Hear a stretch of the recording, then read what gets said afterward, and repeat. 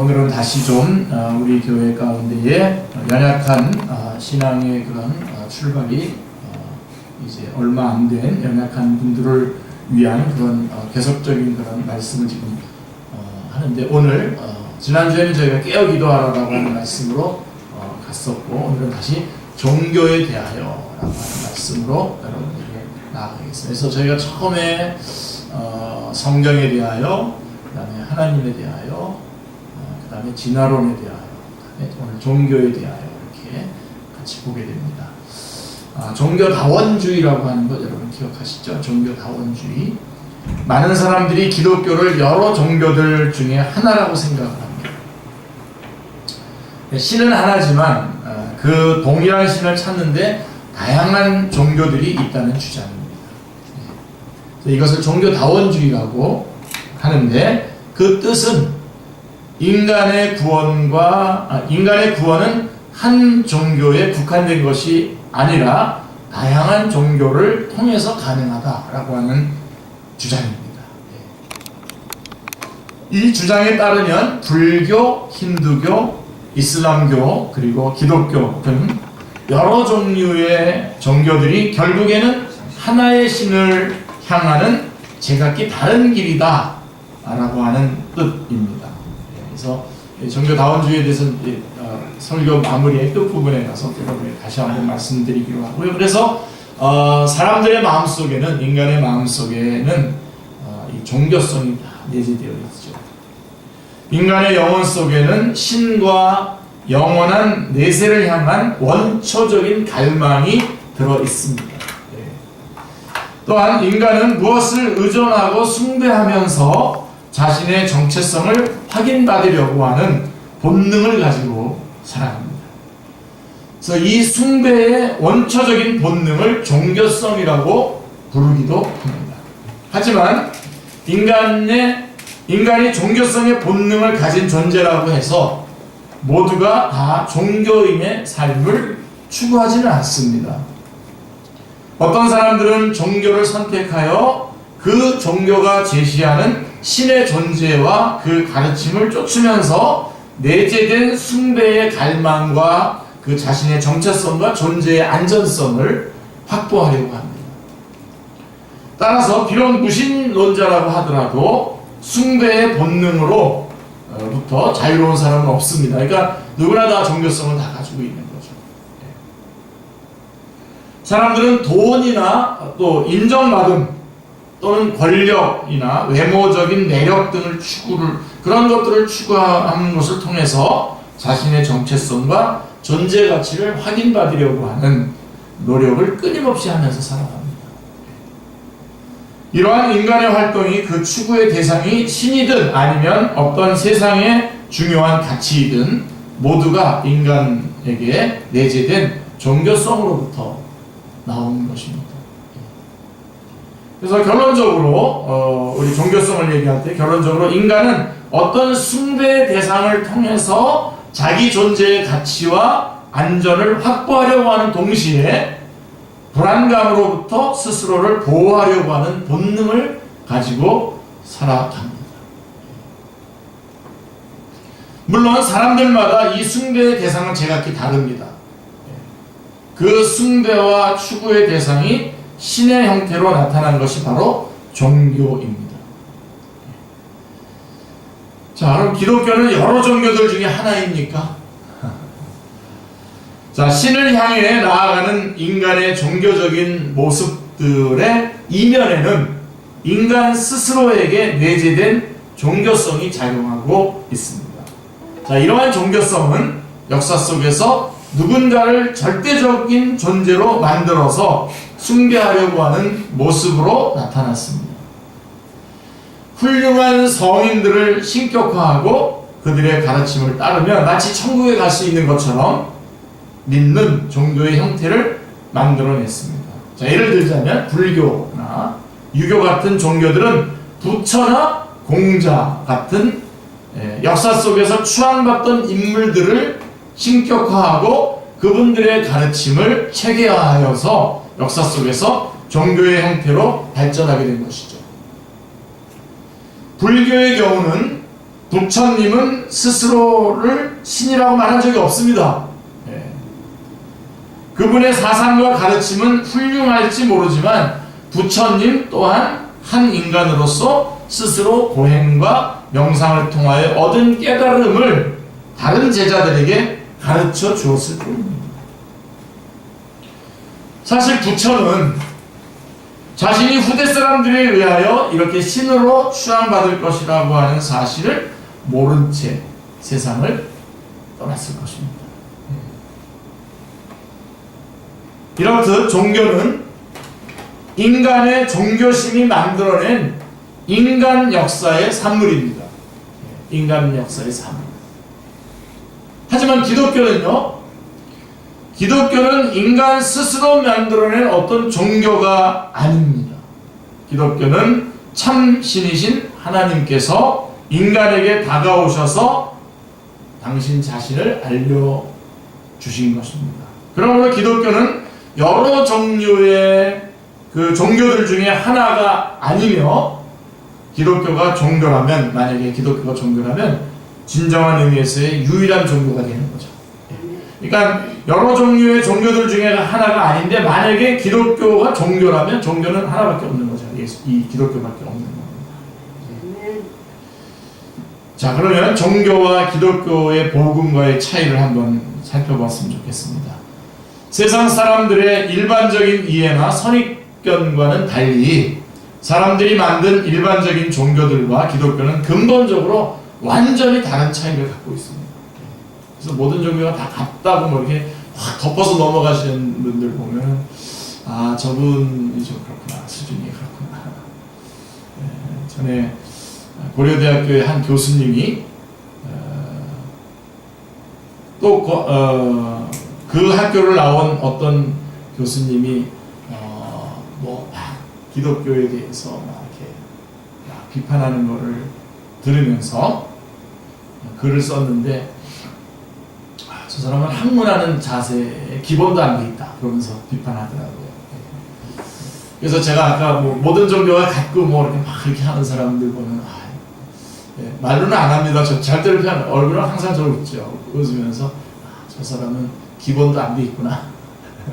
그러니까 그게 기본이 안 돼 있으니까 다른 것도 기본에 있어서 저 사람하고 교제하는 기본에 있어서 맞출 게 많겠네. 그러면서 이렇게 맞추죠. 제가 이렇게 막 맞춰가지고 그런 경우가 많습니다.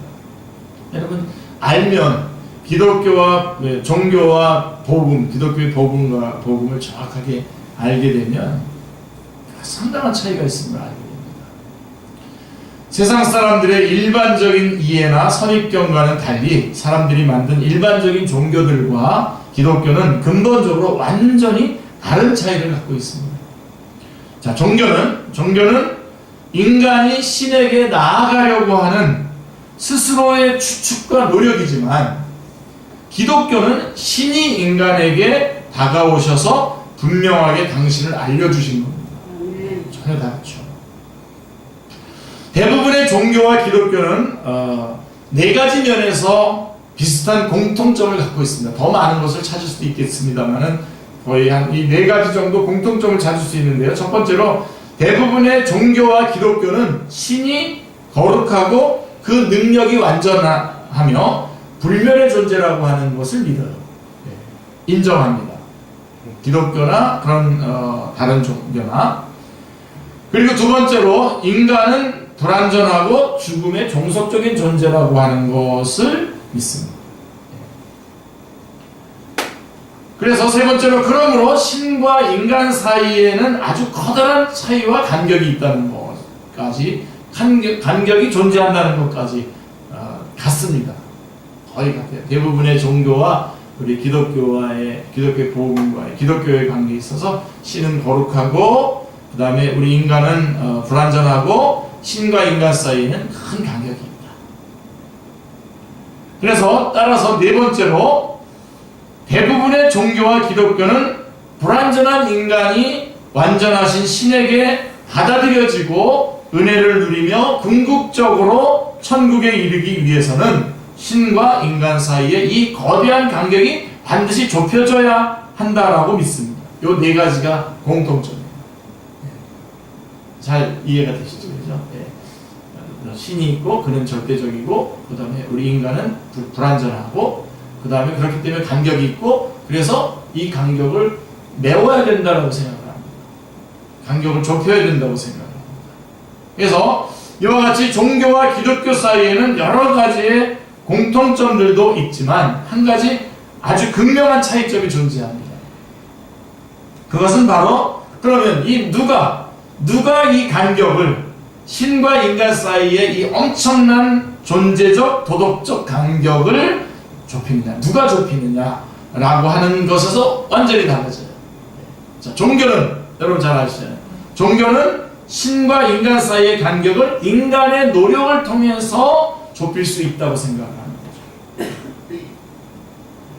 그래서 인간은 스스로의 다양한 종교적 그리고 도덕적 노력을 통해서 이 간격을 좁히려고 시도합니다. 그리고 이 간격이 좁혀지면 좁혀질수록 점점 더 신에게 인정을 받고 복받고 궁극적으로 천국에 갈 확률이 높아진다고 믿습니다. 이게 종교입니다. 그럼 반면에 기독교는 이 간격을 인간의 노력으로는 메울 수 없다. 절대로 좁힐 수 없고 따라서 인간 스스로의 노력으로 신에게 인정받고 천국에 갈 사람은 아무도 없다고 가르칩니다. 우리가 이거 잘 모른다면 어느 쪽을 선택하겠어요, 여러분들? 아니 이거 뭐 우리 인간은 완전히 뭐 아무것도 아니네? 이렇게. 그러므로 인간의 노력의 관점에서 보면 기독교에는 아무런 희망을 찾을 수 없는 것이 기독교입니다. 인간의 노력의 관점에서 보면 뭐 기독교 안 되네 이렇게 되는 거죠. 자, 하지만 기독교는 너무나 놀라운 은혜이죠. 은혜입니다. 인간의 힘과 노력으로는 한치도 좁혀질 수 없는 이 간격을 하나님께서 당신의 아들 예수 그리스도의 십자가의 희생과 죽음을 통해서 완전하게 좁혀 주셨기 때문입니다. 할렐루야. 그 결과 하나님과 그분의 은혜를 믿는 사람들 사이에는 더 이상 분리의 간격이 존재하지 않습니다. 자, 이렇게 말할 수 있는 증거가 어디에 있습니까? 그것은 믿는 사람들 안으로 들어오셔서 늘 함께 하시는 하나님의 영, 즉 성령님이 바로 그 증거입니다. 아멘. 영이신 하나님께서 믿는 사람들 안에 함께 계심으로 이제 더 이상 하나님과 인간 사이에 간격이 존재하지 않게 되는 것입니다. 이 모든 놀라운 은혜가 인간의 종교적인 노력과 상관없이 하나님의 은혜로 주어진 것이 기독교가 말하는 은혜의 구원인 것입니다. 아멘. 그리고 바로 이 점이 기독교와 다른 일반 종교들 사이의 가장 커다란 차이입니다. 이 부분이 결정적인 차이입니다. 종교는 인간이 어떻게 하느냐에 따라서 신의 은혜가 주어진다고 믿는 것이라고 한다면 기독교는 신의 은혜와 구원이 인간의 노력과 상관없이 이미 주어졌다고 하는 사실을 믿음에서 출발을 합니다. 그래서 여러분 오늘 본문으로 읽었었던 에베소서 2장 8절 9절 말씀을 보십시오. 너희는 그 은혜로 인하여 믿음으로 말미암아 구원을 받았으니 이것은 너희에게서 난 것이 아니요 하나님의 선물이라. 행위에서 난 것이 아니니 이는 누구든지 자랑하지 못하게 합니다. 암송하고 싶죠? 예. 이런 말씀 하나 딱 암송해서 붙잡고 있으면 그 어떤 그런 기독교 우리 교회 안에서도 엉뚱하게 주장하는 어떤 그런 것들을 여러분들이 분명하게 선을 그을 수 있고 여러분이 흔들리지 않고 믿음 안에서 하나님의 은혜 가운데 하나님의 은혜를 의지하면서 나아갈 수 있습니다. 자, 여러분 기독교에 전파된 그 역사를 보면요. 자, 역사적으로 오래된 대부분의 종교들은 현재 수많은 추종자들이 있지만 그 지역적인 그 범위는 한정이 되어 있습니다. 네, 한정이 되어 있습니다. 그래서 얼마 전에 그 한 분이 옛날에 불교 쪽에 있다가 기독교를 많이 핍박하던 분인데 이제 기독교 쪽으로 돌아와서 그런 여러 가지 그런 강연들을 하시는 분인데 어떤 전략을 세워야 되느냐라고 하는 그런 그 군대에서 우리 기독교를 확산시키려면 어떤 전략을 세워야 되냐, 혹은 우리 사람들을, 이 나라 사람들에게 기독교를 확산시키려면 어떤 전략을 하면 되냐 하면 한 사람당 한 종교 갖기 운동을 하면 된다는 겁니다. 한 사람당 한 종교 갖기 운동을 하게 되면은 기독교는 열심히 전파를 하는데 다른 사람들은 그냥 자기가 그냥 믿는다는 거죠. 자기만 그렇게 한다는 거죠. 그래서 군대에서도 뭐 여러 가지 뭐 또 다른 종교도 막 이렇게 전파를 하지만 왜 전파합니까? 그 사람들 스스로 자기 종교 안에서 전파해야 될 이유가 없잖아요. 네? 왜 전파해야 됩니까? 근데 기독교는 어떻게 하죠? 전파하잖아요. 그래서 지금 이제 제가 말씀드리려고 하는 게 뭐냐면, 역사적으로 오래된 대부분의 종교들은 현재 수많은 추종자들을 가지고 있지만 그 지역적인 한정되어 있어요. 지역이. 불교나 힌두교 그리고 이슬람 등은 비록 추종자들은 많지만 이러한 종교들의 뿌리를 내린 지역은 한정되어서 다른 지역으로의 전파에는 한계가 있어 왔습니다. 항상 그렇습니다. 하지만 기독교는 이스라엘 지역의 유대인들을 중심으로 시작되었지만 역사 속에서 전 세계로 퍼져 나갔습니다. 따라서 기독교는 이스라엘의 종교가 세계화된 것이 아닙니다. 그래서 어떤 사람들은 불교는 인도 종교고 또 기독교는 이스라엘 종교를 왜 우리가 믿어? 그러면서 이렇게 얘기하는데 전혀 그건 모르고 하는 얘기입니다. 원래부터 하나님은 전 세계의 모든 민족들을 향해서 당신의 구원의 은혜를 베풀기로 작정을 하셨던 것입니다. 자, 예를 들면 이스라엘 민족의 원조인 아브라함에게 하나님은 이렇게 약속의 말씀하셨습니다. 뭐 계속해서 창세기 12장, 13장, 15장, 17장, 22장 계속 말씀하는데 22장 18절만 한번 보신다면, 또 내 씨로 말미암아 천하 만민이 복을 받으리니 이는 내가 나의 말을 준행하였음이라 하셨다 하니라, 이렇게 말씀하고 있습니다. 내 씨로 말미암아 천하 만민이 복을 받는다라고 이렇게 말씀하고 있습니다. 잘 아시죠, 여러분? 내가 하리라 그래서 구속사의 그런 중요한 규정 아닙니까?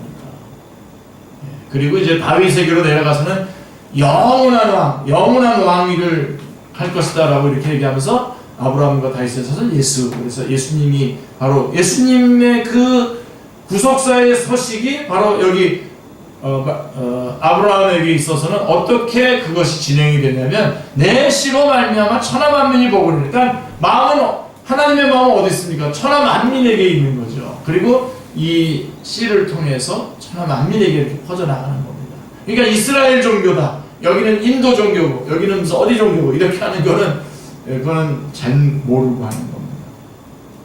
자, 여기서 내 씨란 아브라함의 자손으로 오실 하나님의 아들 예수 그리스도를 의미하며 천하 만민이란 모든 민족, all nations라고 되어 있습니다.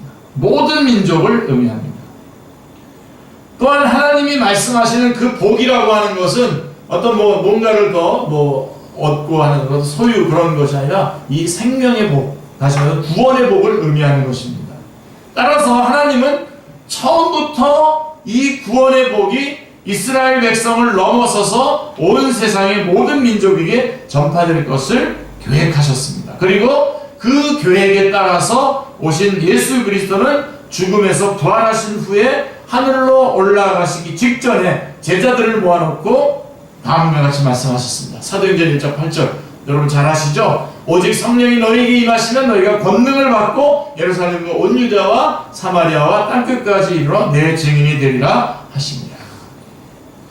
예루살렘에서 시작된 구원의 복음이 온 이스라엘 땅으로 번질 뿐만 아니라 심지어 예수님을 믿는 증인들을 통하여 땅끝까지 이룰 것을 미리 말씀해 주셨습니다. 미리. 지금 우리는 그 구원의 그 복음이 땅끝에 거의 다다른 시대에 지금 우리는 살고 있는 겁니다. 아직까지도 좀 미전도 종족들이 남아 있습니다만은, 예.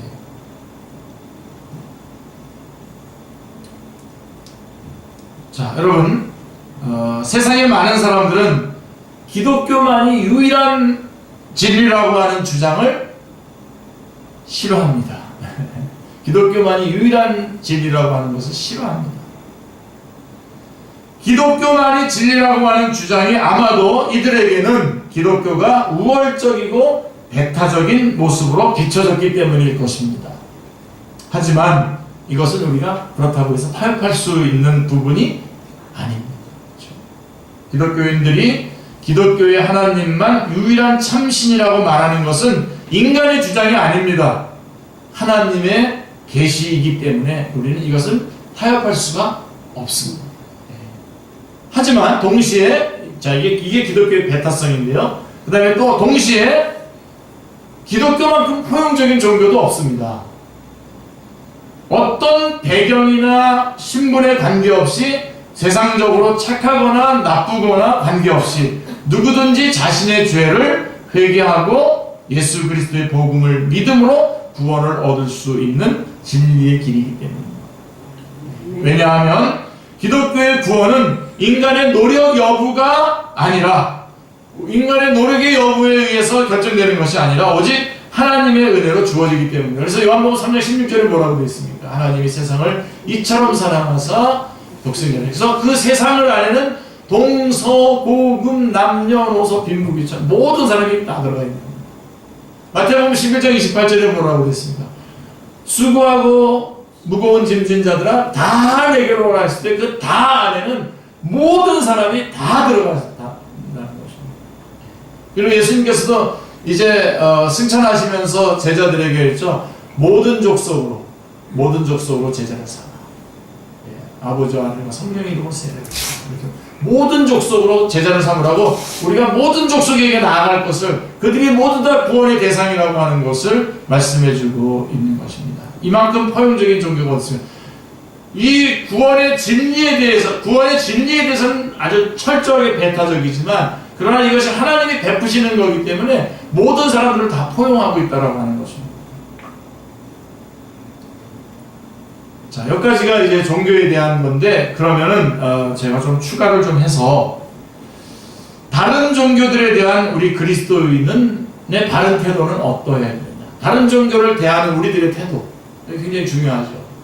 첫 번째, 제가 존경하고 귀하게 여기는 덴버 신학교의 정성욱 교수님이 그의 책 10시간 만에 하는 스피드 조직 신학이라고 하는 책입니다. 그래서 이 책 가지고 제가 여기저기서 많이 이렇게 공부했고, 우리 교회에서도 공부했고 멘토맨도 하고 그러는데요. 스피드 조직 신학에서 다른 종교들과 기독교의 관계에 대해서 4가지 접근이 가능하다고 말씀합니다. 4가지 접근. 첫 번째가 제가 교수님이 제시한 것하고는 약간 순서를 하나는 바꿨습니다만, 첫째로 배타주의입니다. 배타주의. 특수주의라고도 하고요. 예.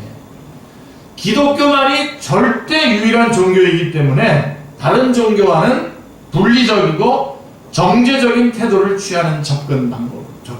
그래서 우리 기독교만이 절대적인 유일한 종교이기 때문에 다른 종교에 대해서는 적대적이고 분리하고 정제하는 거죠. 여러분, 이 배타주의는 일리가 있습니다. 아까 조금 전에 말했죠. 우리 기독교의 그런 배타성과 그 포용성 얘기하면서 배타성에서 얘기했던 것처럼 이것은 일리 있는 접근이라고 볼 수가 있습니다. 왜냐하면 어떤 상황에서도 기독교 진리의 절대적 유일성은 수호되고 변호되어야 하기 때문입니다. 자, 하지만 배타주의가 우리 그리스도인이 택할 수 있는 온전한 길이라고는 생각하지 않습니다. 기독교의 유일성을 너무 극단적으로 강조하다 보면 다른 종교에 속한 사람들에 대한 관심과 사랑이 설 자리를 잃게 될 가능성이 매우 높기 때문입니다.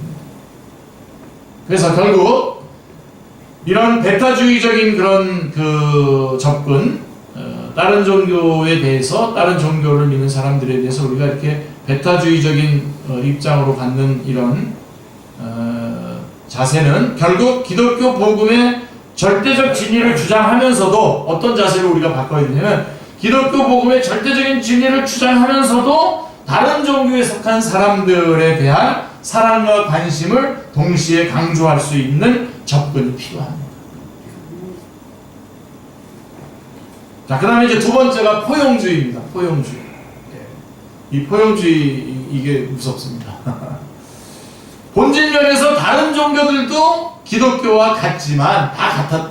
다른 본질적으로는 기독교와 다 같다는 거예요. 다른 종교도.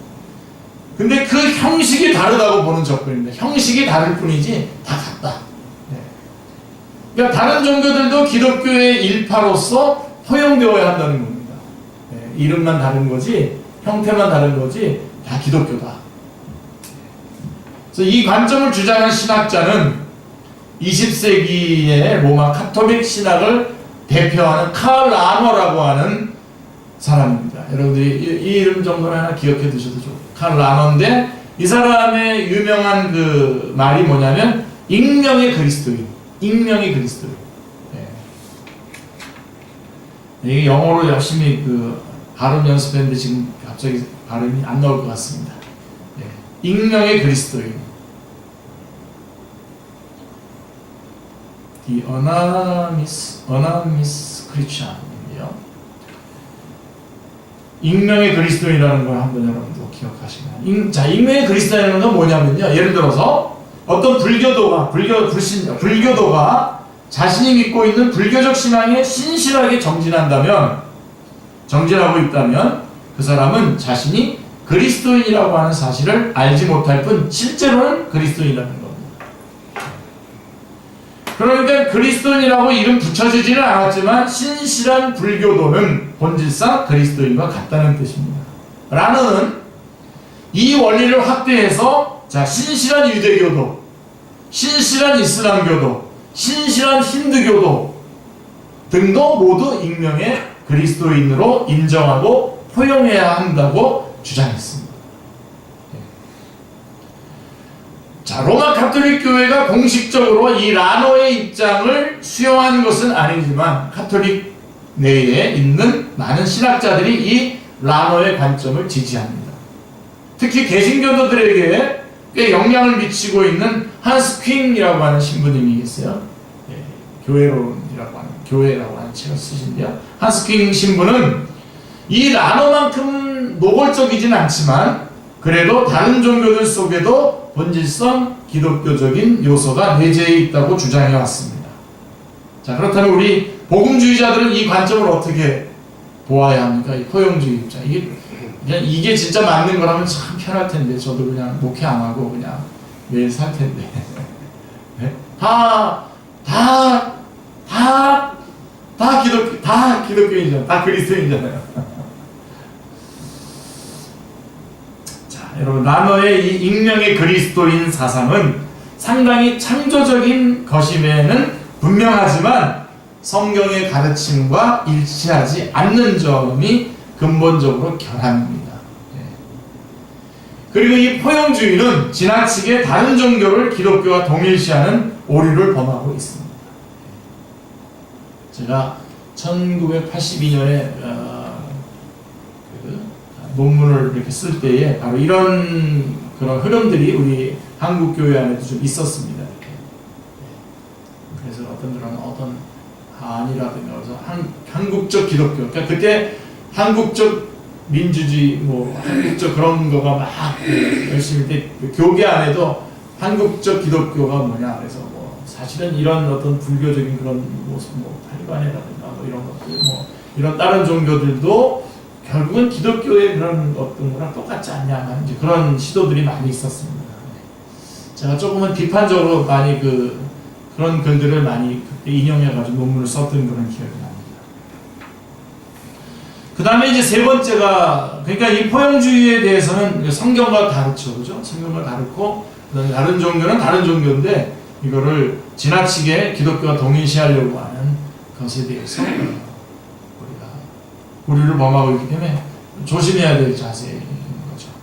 그 다음에 세 번째는 종교다원주의입니다. 아까 제가 처음에 시작할 때 종교다원주의. 이건 우리 그리스도의 복음주의자들, 우리들은 결코 받아들일 수 없는 접근이죠. 예. 종교다원주의는 모든 종교가 절대적인 진리와 구원에 이르는 동등한 길이라고 하는 이념입니다. 예. 달리 표현하자면 모든 종교는 기본적으로 동일한 것을 가르친다는 주장입니다. 이 주장을 내세우는 사람으로는 영국 출신의 종교 철학자인 존 힉이라고 하는 사람이 있습니다. 그는 본래 영국의 장로교 출신의 종교 철학자인데 인도에 가서 힌두교를 접하고 난 뒤에 모든 종교는 동등하다라고 하는 주장을 하게 되었습니다. 네. 저도 인도에 갔었는데 거기 가니까 이렇게 우리 기독교에서 이렇게 제물을 예수 그리스도를 이렇게 드리는 것과 같은 동물을 잡아서 드리는 그런 것을 의미화할 수 있는 그런 똑같은 모습들이 있더라고요. 근데 제가 선교사님한테 속아서 딴 사람들은 다 안 보고 온다는데 저는 가서 그렇게 하는 그 장면을 다 봤는데요. 진짜 너무너무 힘들더라고요. 며칠 동안 그 동물을 이렇게 신에게 올려드린다고 하면서 잡는 그래서 저랑 같이 갔던 목사님들은 어느새 다 없어졌는데 저는 미련하게 그걸 다 보고 왔어요. 네, 지금은 이제 괜찮습니다. 그때 당시에는 그래서 계속 인도에서 사역도 하고 여행하는 중에 계속 힘들었습니다.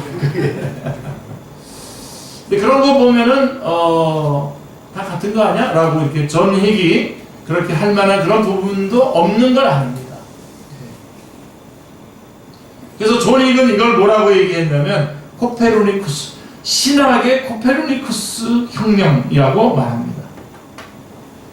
자, 그의 주장은 과거에는 다른 종교들이 기독교를 중심으로 해서 이렇게 돌아간다라고 하는 기독교 중심설이 지배했지만 이제부터는 신중심설로 바뀌어야 한다는 거죠. 그래서 다시 말해서 궁극적인 실제의 신을 중심으로 해서 기독교를 포함한 모든 종교들이 이렇게 돌아간다라고 이렇게 해서 이제 전에 천동설, 지동설 그거 바꾼 코페르니쿠스, 그래서 신학의 코페르니쿠스 혁명이다라고 이렇게 말을 하는 거죠. 말하자면 이슬람교, 힌두교, 불교 그리고 기독교 등 모든 종교가 궁극적 실제인 신을 추구하는 대등한 길이고 신은 모든 종교 속에서 자신을 드러내고 계시한다는 그런 주장입니다. 복음주의자들이 이 힉의 주장을 받아들일 수 없는 이유는 힉이 주장하는 궁극적 실제 또는 신이 우리 그리스도인들이 믿고 있는 하나님은 아니기 때문입니다. 동의할 수가 없습니다. 우리 그리스도인들이 믿고 경외하는 하나님은 우리의 주님이시자 구세주이신 예수 그리스도의 아버지 하나님이십니다. 그 말은 결국 우리 기독교가 믿는 경외하는 하나님은 예수 그리스도를 떠나서는 결코 이해되거나 경배될 수 없는 분이라는 것입니다. 그래서 예수 그리스도를 통한 하나님이 아닌 거죠. 다른 종교는. 근데 예수 그리스도를 빼고 기독교도 같이 집어넣어서 모든 종교가 같은 것을 주장하고 같은 것을 말한다라고 이렇게 말하고 있는 것이죠. 그래서 결국 우리는 예수 그리스도를 떠나서는 이해할 수가 하나님은 예수 그리스도를 떠나서는 결코 이해할 수 없는 거죠. 좀 더 신학적으로 설명을 한다면 우리 그리스도인들이 믿고 경외하는 하나님은 예수 그리스도를 그분의 아들로 두신 하나님, 결국에는 삼위일체적인 하나님이시다라고 하는 말인 것입니다. 다른 하나님이라는 거죠. 종교다원주의자들이 말하는 궁극적 실제 또는 신을 받아들이면 기독교의 근본 교리인 예수 그리스도의 신성, 하나님의 삼위일체성이 무너지고, 그러니까 그들이 말하는 종교다원주의가 말하는 그 궁극적인 신의 실제하고를 우리의 신으로 받아들이게 되면 예수 그리스도께서 예수 그리스도의 신성과 그 다음에 하나님의 삼위일체성 이런 것들이 다 무너지게 됩니다. 그것은 결국 기독교의 정체성 자체를 파괴해버리고 마는 것이기 때문에 우리가 받아들일 수가 없습니다. 그러므로 그래서 기독교인들이 종교 다원주의자가 된다라고 하는 것은 결국 기독교를 버리고 다른 종교의 이데올로기를 받아들이는 것입니다. 그러니까 쉽게 말하면 기독교를 기독교대로 믿는 그리스도인과 기독교의 본래적 정체성을 거부하고 종교다원주의를 신봉하는 사람 사이에는 건널 수 없는 무한한 간격이 존재할 수밖에 없습니다. 결론적으로 이 종교다원주의에 대해서 결론적으로 그리스도인이 되거나 종교다원주의자가 되거나 둘 중에 하나를 선택할 수밖에 없는 것이죠. 그리스도인이면서 종교다원주의자는 될 수가 없습니다. 종교다원주의자이면서 그리스도인도 역시 안 됩니다. 그래서 그렇고요. 그 다음에 이제 네 번째 접근이 이제 결론입니다. 선교적 접근입니다. 선교적 접근. 기독교와 다른 종교 간에 접촉점이 있음을 인정하는 접근입니다. 그러니까 하나님의 일반 은총이 다른 종교에도 있기 때문에 자 이것은 알리스터 맥그레스라고 하는 분이 주창하는 접근 방법입니다. 우리 아까 제가 소개했던 정성욱 교수님의 옥스포드 스승이시죠. 알리스터 맥그레스. 지금은 킹스 칼리지의 학장으로 계시면서 계속해서 많은 그런 유익을 끼치고 있는 분이신데요. 알리스터 맥그레스가 주창하는 접근으로서 그는 우리 그리스도인들이 다른 종교나 종교인들에 대하여 가져야 할 기본적인 태도를 선교적인 태도라고 주장을 합니다. 그렇죠? 우리 교회는 항상 그런 자세로 되어 있었던 거죠. 즉 모든 다른 종교인들을 잠재적인 선교 대상으로 보는 거죠. 아까 말했던 저런 사탄은 물러가라. 다른 종교 사탄은 물러가라. 이건 배타주의 아니고요. 또 그렇다고 해서 우리 너희랑 우리랑 다 똑같아. 포용주의도 아니고. 그래서 모두 사실은 불교도지만 모두 그리스도이냐 그런 포용주의도 아니고요. 익명의 그리스도인이라고 보지 않고요. 그 다음에 종교다원주의처럼 예수님 빼고 이렇게 그렇게 하는 것을 우리가 받아들이지 않고요. 철저하게 우리가 철저하게 그거에 대해서 비판하는 거고요. 근데 지금 우리는 어때요? 다른 종교인들도 저 사람들도 예수님 믿을 수 있는 그런 그 통로가 있다는 거죠. 그 사람들에게도. 그래서 모든 종교인들을 다른 모든 종교인들을 잠재적인 선교 대상으로 보는 것이죠. 그리고 선교를 효과적으로 하기 위해서 우리 그리스도인들은 다른 종교들을 정죄하기 이전에 먼저 이해하기 위해서 노력해야 하고요. 그런 이해의 과정에서 기독교와 다른 종교들 간의 공통점을 찾아내야 한다고 주장합니다. 이 공통점을 맥그레스 교수는 접촉점이라고 얘기합니다. Point of Contact, 접촉점이라고 부릅니다. 자, 접촉점이 중요한 이유는 기독교와 다른 종교들은 너무나 다르기 때문에 대화를 위해서 공통 기반이 필요한데 바로 이 접촉점들이 그런 역할을 할 수 있다는 것입니다. 자, 그래서 우리 그리스도인들은 기독교와 불교 또는 기독교와 이슬람 사이의 접촉점을 확인하고 하나님께서 그 종교에 베풀어 주신 일반 은총, 하나님께서 그런 어떤 접촉점들을 활용해서 대부분 모든 종교들이 기독교나 마찬가지로 모든 종교들이 효도에 대해서 얘기하고 살인하지 말라 이런 것들은 다 그런 것도 같지 않습니까? 그래서 그런 부분에 있어서 접촉점을 활용해서 다른 종교들과 대화를 시작하면서 하고 결국 이런 대화를 통해서 어떻게 하냐? 그쪽의 것을 받아들여서 제가 그쪽으로 가는 게 아니라 이런 대화를 통해서 복음을 아주 매력적으로 전달할 수 있는 거죠. 그래서 그런 접촉점, 다른 종교들에 대해서 배타적도 아니고 포용주의도 아니고 종교다원주의적인 자세가 아니라 우리는 그들을 선교의 대상으로 보고 그들과 접촉점을 만들어서 예수 그리스도의 복음을 매력적으로 전달할 수 있는 그런 자세가 되어야 됩니다. 기도하겠습니다. 하나님, 모든 종교들이 인간의 노력으로 신을 찾아가려고 하는 그러한 시도였고 결국은 다 실패할 수밖에 없었음을 저희가 오늘 분명하게 확인합니다. 그러나 주님, 저희들은 주님께서 그 은혜로 저희들 가운데 찾아와 주셔서 저희들에게 구원의 은혜를 베풀어 주신 하나님의 일방적인 은혜였음을, 은총이었음을 저희가 이 시간 깨닫게 됩니다. 하나님 감사합니다. 저희가 남은 생애 동안도 주님께서 베풀어 주신 이 큰 은혜 안에서 그 구원의 놀라운 은총들을 누리며 또 이 소식을 또 다른 종교를 가지고 있는 사람들에게 전하며 증거할 수 있는 그러한 삶을 살아가게 하여 주옵소서. 무엇보다도 하나님, 저희가 가장 기본적인 이러한 기본적인 것들을 잘 정리하여서 하나님 신앙생활에 있어서 이 땅에서 살아가는 동안 하나님 향방 없는 삶을 살지 않고 반듯하게 주님께서 인도하시는 길을 즐겨 찬양하며 따라갈 수 있는 저희들이 되게 하여 주옵소서. 하나님, 이렇게